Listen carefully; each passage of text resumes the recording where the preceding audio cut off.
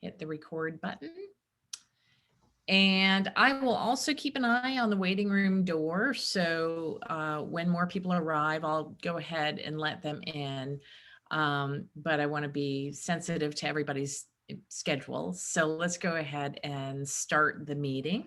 I think I know all of you, but I'm Elizabeth Cromwell. I'm the president and CEO of the Charlottesville Regional Chamber of Commerce. And we are really pleased today to have Roy Van Doorn join us. Part of this meeting is in follow-up to a discussion that happened with the Chamber Board of Directors recently. The Chamber Board has recognized that the hospitality industry has been especially hard hit by COVID and maybe one of the slower industries to get fully back to 100% on track. And so the Chamber Board is interested in some sort of supportive messaging for this group of our membership. And so we wanted to invite Roy today to provide a little bit of an overview of, I know Courtney Kakashian has given us the Tourism Council's perspective and some of the facts there, but Roy is outside of that group and we wanted to give him a chance as well to share some information. So I think with that, I will turn it over to Roy with the understanding that we likely will have more people arriving in the coming minutes. And also just kind of a disclaimer that both Chris and I serve on the CACVB board. If anyone else arrives who also serves on the CACVB board, I believe that may constitute a quorum. And so we may not be able to discuss specific items of the activities of the CACVB in that event, but there's plenty to talk about. So I have no concerns about that. So Roy is the owner and founder of City Select, which is a Charlottesville-based company leading the region and providing visitor information at area lodging facilities since 2000. Roy is also one of the first people I met, I think, when I came to work at the Chamber, and they produce the beautiful Charlottesville books, that the hardcover books that appear in hotel bedrooms around here. Let's see, you also are area president of the Virginia Restaurant Lodging Travel Association, as well as being an officer of the Downtown Business Association. And Roy, are you still a commissioner for the airport as well? Actually, I took Mr. Engel's spot on the board, and so okay. he had a little baton top, you know, like a relay match. He handed the baton over to me. Got it. Okay. Well, with that, then I think it is time for me to go ahead and turn it over to Roy. I know Chris, David. I don't know you, David. What do you do in the community? I'm quick round of introductions. Sorry, David, you're up. No problem at all. And it's a pleasure to be here, and thank you for hosting this public forum, for which I heard about and just thought it was very intriguing. I serve primarily as a local consultant in the area. We specifically work with organizations that are either fast growing, or on the other side, they're needing an opportunity for transformation. I'm also a member of CBIC, the Charlottesville Business Innovation Council, and do work not only in the specific area, but throughout the state. In fact, most of my clients are outside of Charlottesville or outside the state. All right. And Lisa? Okay. Is that S. Lisa? Yeah. Okay. I am I'm a local real estate expert and housing advocate within the area. I sit on a few nonprofit boards. So I think I have a lot of experience that I can bring to this committee. All right. Well, I know Chris and I know Neil. Thank you, gentlemen, for coming. Basically, I'm gonna for both you, for Neil and for Chris, this probably be just a little bit of a review, but there are some questions that really were, as we leave the COVID time, what does that mean for travel and tourism, and how do we support that rebound? So, you know, a lot of us don't understand travel and tourism. We see the hotels. In the greater Charlottesville area, we have about 150,000 people that live here. But each year, about 2.4 million people spend the night in area lodging, which relative to the amount of people that live here, that's a pretty big number. We also have about 1.2 million that come as families and family and friends, stay with friends. And that, how we get that number is kind of stepping back from how big is our lodging industry, and using state numbers, we kind of estimate it because we really don't know exactly how big some of these numbers are. It's more estimated. And then we believe about 1 million people that spend the day. And most of that occurs on one Saturday in October going to Carter's Mountain, right? So the size of our visitor market is about 4.5 million to 5 million people every year. So we get a lot of throughput coming through Charlottesville every year. That generates about $8 million a year in lodging taxes. It generates a lot of money in sales, meals, and real estate taxes, and is one of the largest private employers in the area. Let's talk about the types of visitors we have. On the top, the ones in the black are traditionally ones that we have that stay here or visit that we lost a lot during this pandemic time. The business traveler, business is almost completely shut down. We almost have no business travel. Meetings and conferences have been curtailed by regulations and distancing. So any kind of meetings, it's not all just business meetings. Sometimes it's for church events. Sometimes it's for entertainment. It's a lot of reasons we have meetings here, and it isn't always business related. Obviously, government and military have a big part in our local economy, and government is still somewhat throttled as far as its ability to travel, although it's starting to loosen up. Wedding guests, probably one of our largest growth areas as a region, but wedding guests, hardly any weddings have been held for the last 12 months. And so therefore, with each wedding being 50, 100, 200 people, that's a lot of wedding guests that we didn't host. And the spin-off for all that is enormous. Entertainment generated, that can be anything from wineries, breweries, JPJ, events downtown, festivals. I kind of lump that all into an entertainment generated category where people come here for some reason to be, have fun.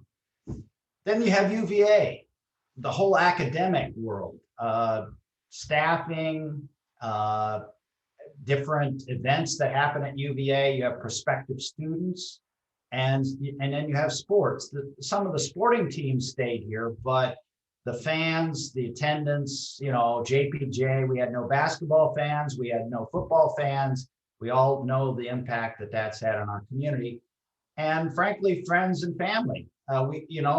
During this time, we did not have friends and family staying with us for the most part, and that's a big part of our visitor pie that is somewhat missing from our daily. You don't see that, but it's a pretty big impact. So all those things in black severely or almost were zero for the last 12 months. In the blue are some things that grew, surprisingly. Leisure travel, that means people coming here for fun, to escape from the city or from the lockdown. That really increased a great deal, and primarily on the weekends. And these are what we call our weekend drive market. People that can drive from DC, Richmond, Tidewater, that 2.5 hour window, and people have a car. And so that has been a big part. Our rural and outdoors. This is not just Charlottesville, but that is almost the entire United States. The rural and the outdoors has really been a plus business for people just wanting to get out. Instead of getting on a plane, they get on their car. So we've got still some of that. The other thing that kind of is a visitor impact, and that's the hospital. That probably hasn't changed a great deal, but that's part of our visitor profile with 2 major hospitals, a lot of clinics. We get a lot of people coming here for the hospital side. So when you step back and you look at who comes and visits Charlottesville, it's not just a monolithic group. And that is really a positive for looking at policy, because our area has a nice balance of outdoor and urban. We're a small town with a strong college appeal. We have a large alumni base. In the state, we have a good location and good transportation infrastructure. We have an entrepreneurial craft and wine industry. And that entrepreneurship, that creativity has been really a big plus for us now. We have a lot of strong outdoor assets nearby, and we have millions of people within a 2-hour drive time. So we have a lot of things driving this. Let's go to the next slide if we could, Elizabeth. Okay, what have we lost? For the last 12 months, lodging tax has been down about 50%. Real estate taxes for hotels have gone down 21% on average in the city and the county. Our occupancy is down about 40%. With all the loss on the previous slide, you would think it'd be down a lot more, but fortunately on the weekends we were able to recover, and sometimes like last October was a very strong period. This is probably one of the more challenging pieces here. Is during this period, we lost at any one time about 40% of our trained staff due to lockdowns and just reduction in staff necessary for business. And now that we're recovering, we're finding that we are short about 20-25% of trained staff capacity.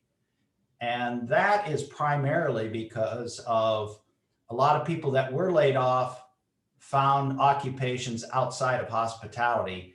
And as we start to return, we're in a really deep hole. Because of the Convention and Visit Bureau gets its funding from the very top line, lodging tax, this July we'll see a 21% decrease.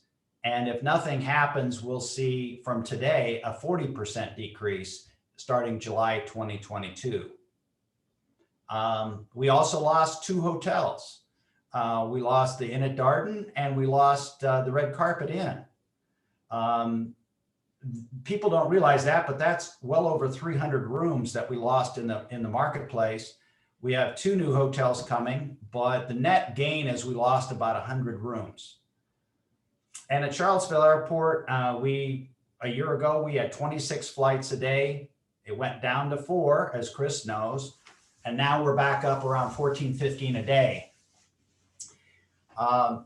Kind of an overriding thing is there's a lack locally of civic pride in many places, and there's a lack, I think, of desire to promote tourism. So kind of a summary is, what have we gained? We got a lot of people that came here for leisure that normally would not have come here because of our rate structure went way down for the last year. And a lot of people decided, let's try Charlottesville, especially in the fall and the spring. That was a plus that, so we're seeing some new faces.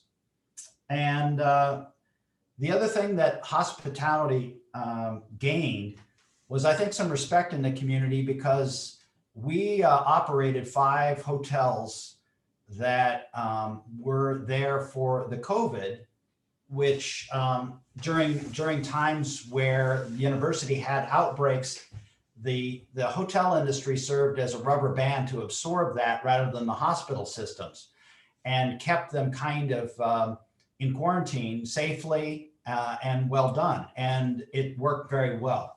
And so 5 hotels basically were out of the pool of visitors, but served a very necessary part of the community. So I think, Elizabeth, we can go back to the other slide. I think there's a couple of questions that you don't need a slide. I think we're done. I think one of the things that the chamber needs to consider is this an industry that's vital to our community? And I just kind of want you to think about the whole issue of when you have 4.5 million people a year filtering through our community, that provides a very unusual opportunity to speak to that visitor, make an impression on that visitor, and perhaps start a business, maybe move here, do a lot of things that are based on their visit, because everybody's making value judgments on their visit. We all go someplace for a visit. And during that visit, we make decisions about, is this a town I'm willing to make an investment to? Or is it someplace I want to live? Because we all want to live someplace that meets our needs. And that could be a job, could be an environment. And now with working more at home, it could be where you want to live. So that would probably be a good question, is this singularly, more than marketing and advertising for our community, is the medium by which, or the vehicle by which Charlottesville gets introduced to a lot of people. So that's one topic. One of the challenges of the visitor industry is that we are so blessed with so much in our location and our activities that we kind of assume that we don't need to market our area and compete against other areas because we've got it all. Just all we have to do is open our doors. And with UVA and a lot of the natural draw, there is some merit to that. But we still have an industry to support, because an individual restaurant, an individual hotel, an individual winery really can't promote the city or the area it's in. It requires a group effort. And that is something, how do we get out of that apathy? We're spending much less per room and much less than our competitors. I think the third area that I think there's a concern, and that's downtown. It's a major destination, and it's now become an entertainment zone. Once the construction of 3 major structures are done, our value downtown is over $1 billion. Our real estate value is over $1 billion. And it's being that it is a major destination for visitors, are we being good stewards of that investment by our investors and our visitors downtown? Can we do more to make it more vital, more attractive, more exciting, safer, and really be the corner of our, a big part of our marketing and our life? It's lost a little bit of its luster, and particularly now with the economic downturn. So, Elizabeth, that's kind of some thoughts that I had.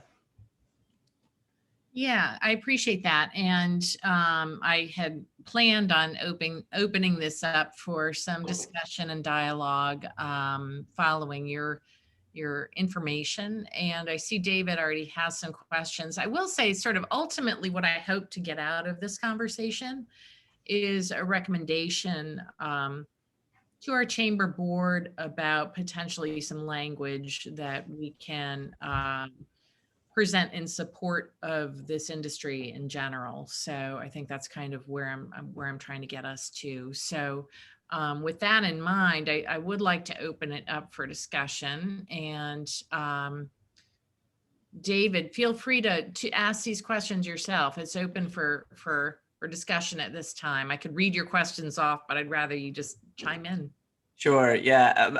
Actually, the fourth question was really, Roy, can you mind just quickly recapping and headline the three issues? I think I got the second one, which was around the need to market as a group versus individual. And then the third is the downtown stewardship, but I did miss the first one, and I wanted to make sure I got the second one correct. Well, I think the first one is the hospitality industry, is the visitor industry an important part of the fabric of the community? You know, it is one of the largest private employers in the area, and that is something that's hard to create, but it can be hard to maintain, right? And was I correct that you encourage more group marketing, or were you saying that group marketing wasn't effective and individual organizations needed to? No, what I'm saying is it's in an expensive media like marketing is. It's almost impossible for an individual business in Charlottesville to market to DC, for example, about their winery in any meaningful way. Whereas if you had the whole region promoting winery and tourism, that's as an example, it's a lot more effective when you kind of, we're a small market, but important. So we have to kind of be mindful of our investment. Okay, yeah, fair enough. Let me take a pause and let others jump in, and then I can follow in with other questions. If I might, Roy, based on your work with the statewide organizations, do we have any kind of solid return on investment numbers for tourism spending? You know, there are a variety of studies that have come out that says 7 to 1. I think, I don't know, those numbers are always a little bit, and Chris can speak to it. He's been with the Convention and Visit Bureau and Roger, but typically it's 7 to 1. But I think it's also a platform by which you help an industry kind of coalesce and also drive focus. I think that's leadership is a real part of the Visitor Bureau, and it's a necessity for a community not to be fragmented, but to have a cohesive message and so I don't know how you validate that financially. I think it's kind of like any organization, you have to have leadership, and maintaining that leadership has a value all to itself. Understood. Elizabeth, I recognize you have 3 members of the Convention and Visitors Bureau on the call. We do. But this is an informational question rather than a directional one. In Roy's figures, he suggested that July 2021 will see the first impact of the COVID. I was under the impression we were on a 24-month delay for funding, so that the clock ticked on 2022. Is the Convention and Visitors Bureau, I know there's as Roy called it, a hesitance to promote tourism right now. I would suggest that's somewhat reasonable considering many people can't travel. Is the Convention and Visitors Bureau saving money for a non-rainy day fund so that when it's shining, we can move forward, because the current revenues are based upon pre-COVID numbers?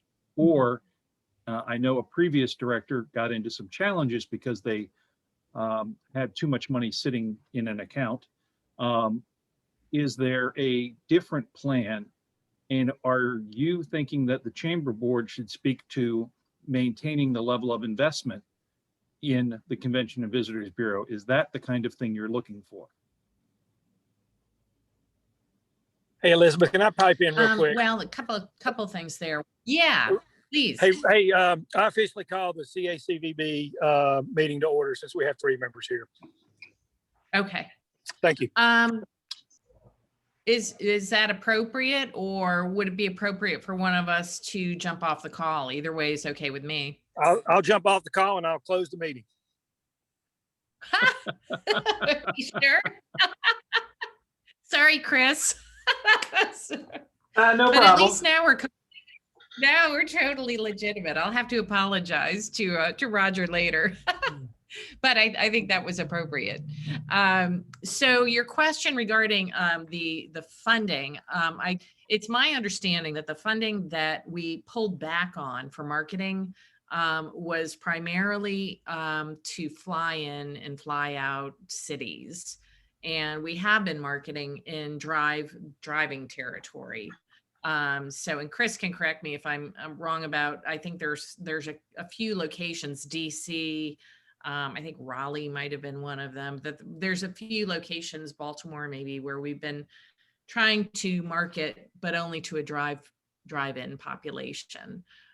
So that's happening. As far as a rainy day fund, I don't think we have any plans to hang on to money not to spend for a quote unquote rainy day fund. That's not my understanding. But Chris, you can chime in if you have a better sense of the budget than I do.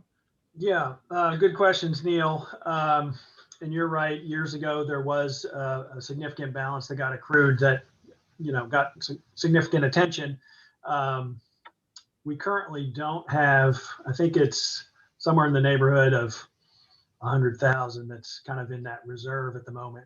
Back in the day that you're referring to, it was closer to 700,000. And the goal of the board has been to kind of keep about 10% of the budget in that type of a fund for emergencies and or unique opportunities. So I think there's probably a plan pending what might happen with city and county or CARES and or ARP dollars, to deploy that money in the next year or two. Obviously, there's kind of been a wait and see. Let's not push it out too quickly. Let's wait till the time is right when people can travel safely and we feel like it's going to have an impact. But there's a small amount of money in the reserve account, if you will. Your other question about when we're going to see the impact, starting July 1, basically you're going to see the impact of 3.5 months of COVID. So the last part of last fiscal year, March, April, May, June. But then the following year, you're going to see a full 12 months essentially impact, which is why the following year is going to be significantly more. I think we calculated roughly a 1.5 million over 2 years loss, with most of that coming in that second year. And the budget of the Bureau is just about $2 million a year, just under that. And it had been growing with regularity, unlike a lot of kind of municipal or departmental budgets. And that's because of the formula it's set on, which it's 30% of the first 5% of the transient occupancy tax for each of the municipalities, the city and the county. We have different rates, so that's the reason for the quirkiness in the formula. But proportionally, we commit the same amount to the Bureau. The absolute dollar amount changes every year. And currently, given the number of hotels in the city, hotel rooms in the city, it's a little bit more on the city side. But in the past, it's been more equal, if you will. So yeah, you're going to see the impact starting this fiscal year, which starts July 1, or this next fiscal year starting July 1. But then the following year, it'll be even greater unless some additional action happens to fill that. Hopefully that helps. Yeah, thank you. And I do want to hear Lisa's thoughts too, but let me just close out my response to Neil in addition to that funding question. Is you were asking kind of where does the chamber want to focus on this? So, there's a couple of different places where I could see the chamber making some kind of a statement. The first is sort of protecting that funding that's coming in, because it really is one of the few taxes that is spent that actually generates incremental revenue and more taxes. And so that's an important aspect of our economy. And another possible thought is the actual makeup of the CACVB board and whether or not there's enough private industry focus on the board, or if there's too much emphasis on governmental voices and not the industry voices on that board. That's another issue. A third possible issue is this whole job creation piece, and that if we're in a crisis within the industry for hiring, and we have a lot of people in the community that are looking for jobs, it seems to me that there could be more done in that matchmaking realm or in that training realm. And perhaps the chamber can play some sort of a leading or supporting role in helping that. So those are some of the kinds of things that I was thinking about related to this industry. And it's not just funding.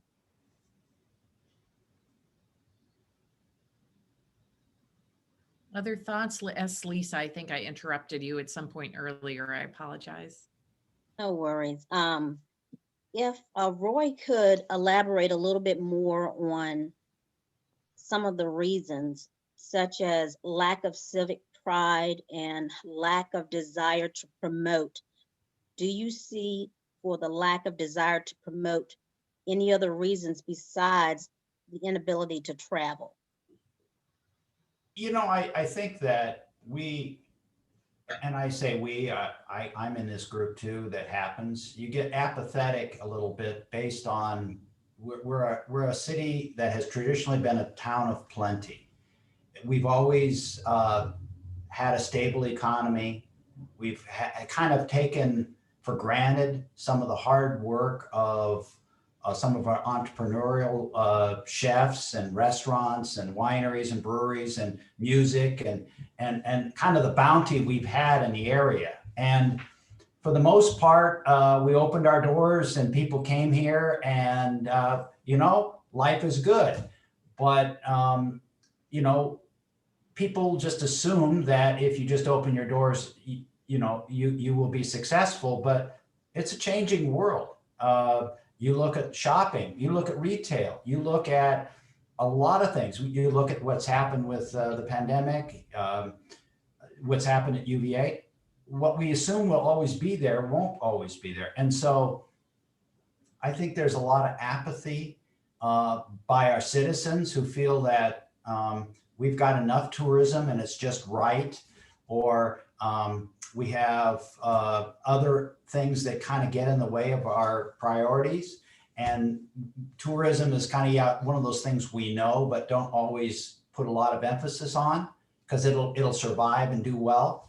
And right now, that industry has a big hole, and we're struggling a little bit. We'll recover, I think, over time. It's just how fast will we recover? And there are quiet things that happen in industry that you don't see either. Hotels, for example, their biggest cost is not people. Their biggest cost is debt service, because it's a major investment, and debt service is a huge part of their cost structure, is the facilities. So they can skinny down their staff all they want, but still their big costs are real estate taxes, insurance, property, and they have taken a pretty big hit when you look at their income stream being down 50%. So while they don't close the door, they're under financial stress. And I think the community needs to recognize that there are some people and organizations that are hurting, but don't always show it on the outside. I don't know if that answers. For the lack of civic pride, can you delve a little bit more into that? I think I was in Yorktown this weekend, and I'm not kidding you. They had every flower growing. They had a lot of pride in that little town, and people responded. And sometimes we don't take that, we don't necessarily polish up our town as good as we could, and for our visitor in a lot of ways. Individually, I think companies do, but I think there's been a little bit of lack of civic pride. You know, maybe it's because I'm on the downtown board and I'm a little bit more sensitive to that. But yeah, I think we kind of lose that a little bit here in Charlottesville, maybe. So what would you recommend the chamber do? Well, personally, I think the downtown, and Chris will know where I'm going with this, and we've been working on this a long time. The downtown needs a business improvement district where some of the taxes collected are recycled to focus on returning downtown to a vibrant, more vibrant, it's still vibrant, but a more vibrant, more well-rounded community. And I think that's a probably just a simple answer, but that's one example. Can I make another statement as well? Sure. You had mentioned that the red carpet, we lost the Red Carpet Inn as a hotel, but for full disclosure, we lost it to help the chronically homeless. PHA received a grant from the Charlottesville Area Community Foundation, so that actually is helping our community. It's not that it went out of business. I just wanted to make clarity on Oh, that. no, I didn't mean to say it was out of business, but it's out of the inventory pool. Right. So we and that is one of the challenges we have in lodging, is that affordable mid-scale or affordable lodging is a challenge right now in Charlottesville with a high cost of development. And we lost some lodging can be short-term lodging. So we lost it from the lodging pool, not lost it to scrape the ground, I think another point about it, maybe civic pride isn't quite what I would call it, but I have certainly experienced some folks in the county that are almost anti-tourism. And, I write this regular column for Albemarle Magazine, and usually I write about economic impact. And, the tourism industry has a $600 million economic impact in this area. And when I put that article in, and basically I was saying you should be a tourist at home. If you can't travel, take advantage of some of this stuff and rediscover some of this stuff. And, there was a little bit of pushback about that. There are people outside of Charlottesville, but in the more rural districts that are just fine with it staying that way. And so I'm not really familiar with that dynamic until I moved here a couple of years ago. But so I wouldn't really call that civic pride, but I would call that maybe, I think it would be helpful for there to be a little bit more of an educational process about the value of the tax revenue that's coming into this community as a result of that kind of activity. And it might not change minds, but it would give a fuller understanding, I think, of some of the positive impact that maybe people aren't aware of. Maybe a rebranding of the tourist industry, local tourist branding, do a campaign. Well, and I was thinking about that also from a jobs perspective. That's why I was mentioning the jobs thing too, because there's a lot of opportunity within that industry for jobs at a lot of different levels, especially sort of at the entry level, but not all. And there are studies showing that people do move up the ladder in those industries, and it's a solid industry to get in from the beginning. And I think there's not always that impression. So things like that, I think would be a very helpful message to get out, I think.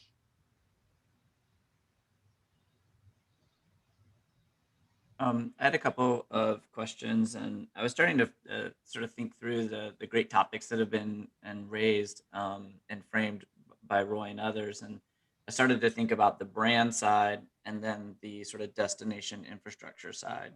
And I'm using my own language here, so there's probably more formal terms that you guys use about it, so forgive me on that. But when I was thinking about sort of the destination infrastructure, three things kind of jumped out to me.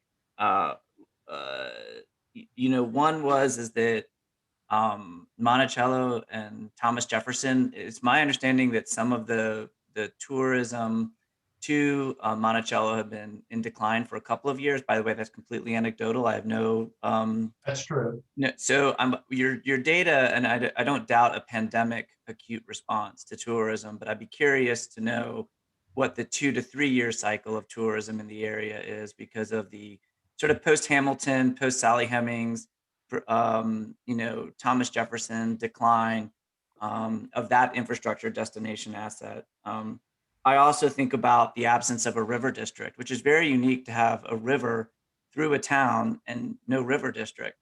In fact, it's quite plighted in that area. And that to me is interesting because we've got lots of sort of mini downtowns and the way that they've been wonderfully linked up with the corner, midtown, downtown, Belmont, both linked up through pedestrian and then transportation is just wonderful. And I think people really like the idea of different scenes. And that can be, but the absence of the river district is interesting to me. And then a third would be youth sports. And so total bias here, I forgot to mention, I'm also started a nonprofit and then serve as the executive director for a semi-pro sports team, which tries to work very hard to demonstrate the positive parts of diversity that are espoused through sports. But point being is that anecdotally, again, I understand that, in Richmond, there's a couple of counties that earn more from soccer revenues, week in and week out, people coming in, than the entire metroplex of Richmond earns for some of their major tourist draws and raceways and other things. So, it's the most popular sport by double fold than anything else. And we actually have a pretty limited and poorly maintained infrastructure for soccer specifically, which is the global sport. And I know that's been something that's come up, and I've made public statements about it at the Board of Supervisors. So I'd be curious about my main question actually around those infrastructure areas or destination infrastructures is around trends that existed prior to pandemic. And then just quickly on the brand side, and it kind of reinforces that question as well about trends prior to pandemic, prior to the 12 months, is just effects from the Unite the Right since 2017. You talked about family and friends. I love telling people to come here and they say, hey man, I just Googled, what am I going to get in there? What are we going to go see? So, my curiosity is around, have we, what's the right way to tackle that from a brand or from a more systematic approach that, fully understands those issues and starts to resolve those such that the community can be, more broadly embraced. Well, just to touch on those quickly. Monticello and our historic sites have been have had less attendance over the last 10 years. Okay. It's been a slow but steady decline in attendance, but that is not necessarily at the doorstep of Monticello. That is really all historic sites in the state of Virginia and in the Mid-Atlantic have had that same slow but steady decline. And there's a lot of reasons for it, ranging from changing demographics, urbanization, just interest in history. There's a lot of it. This has been a long-term issue, and it's a challenge to our historic properties on how to rekindle that interest. As far as sports goes, a lot of cities have looked at this very question. Arlington, Salem, Virginia Beach. In those three instances where you've had strong sports infrastructures, the one chord that runs through all of them is that the Parks and Rec and the travel and tourism industry work hand in hand, because they basically, through the city parks, through the city school districts, and all these fields are many times managed through Parks and Recs or a state city agency. And it requires a strong cooperative relationship between the schools, Parks and Rec, and visitation. And, when we have two governments here and then you've got three different agencies, a lot of times that's a barrier. Salem has done a heck of a job doing that, where they got softball games going 24/7, it seems like year round. And they fill their hotels up with that. So it can happen, but it takes a lot of work in the background to make that work. And the third question, what was the third question? I'm sorry.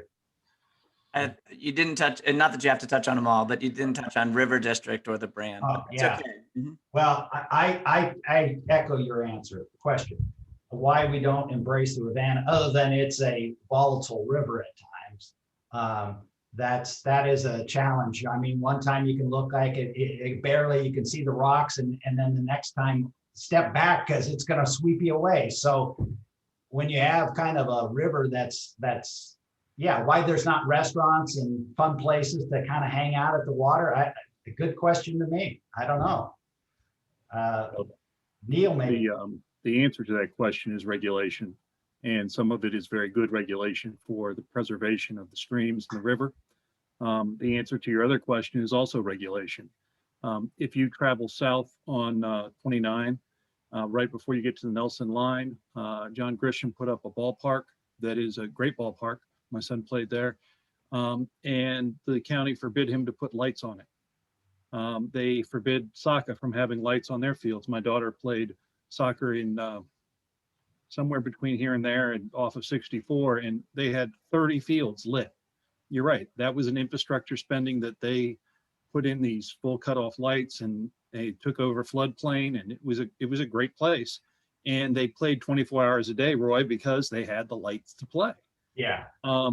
In terms of seeking a little direction for the board, I'd like to make a recommendation based on this discussion that this group recommend to the Chamber Board of Directors that the localities, Albemarle County and the city of Charlottesville, examine all potential revenue sources, including COVID recovery funds, to augment the shortfall in the Convention and Visitors Bureau funding. Mhm. Yeah, I think And now is not the time to prune that out, right? Well, the board would take the pruning. What'd you say, Roy? Now is not a, we've kind of had a once in a lifetime kind of blow to the head with COVID. And my feeling, and this is based on colleagues and the industry, my talk with the industry here locally and statewide, is that we probably are going to have a little bit of a honeymoon for this spring, summer, and fall with our drive market. People are still going to be reluctant to get on a plane. They're not going to go someplace. So we're going to continue to have, I think, a fairly good spring, summer, and fall. And frankly, our weddings are solid. I mean, we're going to have a strong, because there's been a lot of pent-up demand for weddings, and weddings have been rebooked. My concern is after this fall, people will start rediscovering airplanes and they'll rediscovering other places. And we need to sow the seeds about recovery that will last more than just the next couple of months. This is going to take us a couple of years to recover. And we're going to have a little bit of a false economy with this drive market bloom. And then it's going to, then we're going to lose it. Not totally, but we're going to lose that great proportion of visitorship we're going to get from drive market. So we got to be prepared and kind of have a plan for that, and as a community. Well, I was just going to add that the timing, if you're referencing the timing, now would be a good time. The city and county will be receiving funds. We don't know the exact timing on the first delivery and the second, but we expect them to be about a year apart and starting probably in June. So now would be the time, if the chamber is so inclined, to advocate on behalf of what Neil just referenced, kind of filling that gap. And if my numbers, I think, are roughly correct, between the city and county, probably about 40 million expected through the ARP, and my earlier reference to 1.5 million gap over 2 years for the CACVB. So on a percentage basis, that's, y'all make your own judgment. I also feel like oh, I'm sorry, David, go ahead. So I was just going to quickly say, and thank you, was just that in regards to your sort of the purpose around some of the messaging, um, I think that first of all, Charlottesville and the greater area just enjoys an abundance of assets. So I think there's many communities that trip over themselves to have so many things that we have that are wonderful and positive. So I should note that first, because in these conversations we always dwell on or focus on the improvement areas versus recognizing all the great assets. So I don't want to do that myself. But I also would say that, we could sometimes have a brand or that is sort of caught in time, both from the architecture and the community. And I think that something that's a bit more progressive, and on the move, if you will, would resonate with all the things that are available to do, and to be here for. And I think a point that was made earlier that shouldn't be maybe overlooked is the thriving entrepreneurial scene. There's an amazing biotech scene here. There's an amazing investment community here. There's a lot of great businesses that are here. And I know that's not tourism per se, but it does sort of strike the idea that you're going to be around contemporaries that are on the move. And so when you come to visit, it's not just being caught in time, but you're sort of visiting amongst a group of citizens that are sort of forward thinking. Sure. When you're an entrepreneur and you go look at, you're always looking, you're always curious. And when you go to visit a town, you're still curious. You don't turn that switch off. And if we want to be a community that is desired as a place for entrepreneurship, you have to be receptive to that and be mindful of that, because it isn't always somebody with a briefcase that gets off a plane is going to be an entrepreneur. It's going to be, hey, I was out for the weekend. We looked at breweries and man, that town's got some swagger. I like that town. And so a lot of our entrepreneurship and our business startups that come from outside started first as a visitor. And you kind of have to think that way, because when you get 4.5 million people filtering through the town every year, some of it sticks. Well, I think, Roy and I were recently in a meeting with a hotel operator in DC, and he was talking about how they used to market the National Mall, and they really pulled way back from that, and they don't really do that anymore. They talk about the interesting, unique neighborhoods of Washington, DC, and the people who live there and the culture of the people who are in that community. And they're finding that that's the kind of message that resonates a lot more now than I think what you said about being caught in time, I guess. And so that's certainly something that I think we as a community should certainly be looking at, as we do try to kind of influence the brand of the community, for sure.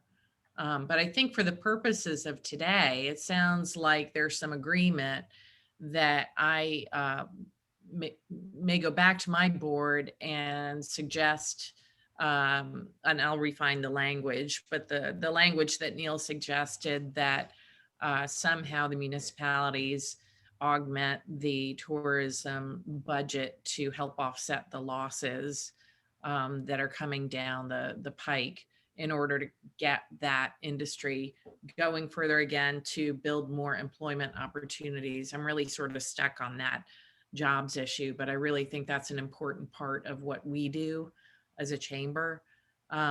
So if nobody's in objection to that, I think that's what I'm going to do next. And any final I'd like to make sure that we identify that one of those potential sources is the COVID relief funds. There are a lot of things the localities have to do.